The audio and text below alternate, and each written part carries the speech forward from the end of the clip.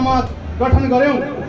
मुस्कोट समाज गठन गरिसकेसँग हामी वामीसँग, हामी आप्तोरसँग, हामी विश्वसँग, हामी अराखातीसँग, हामी सबैसित हातेमाला गरेर अगाडि बढिरहेका छौँ।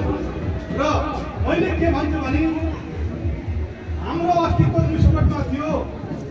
हामी मुस्कोट भनेको एउटा एकदम सिम्पल परिवारमा बसेका मान्छेहरू हामी हौँ।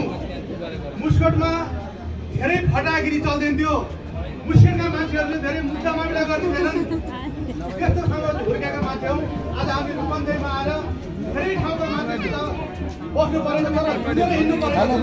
हामी यसको जुन्नको लागि हामी तयार पनि भइसकेका छौँ। त्यसकारण यो समाजलाई जस्तै सुकै अप्ठ्यारो पर्दाखेरि पनि रूपन्देहीमा समाजले सिद्ध भएको कोहीलाई पनि काठ थाप्न तयार भइसकेको छ।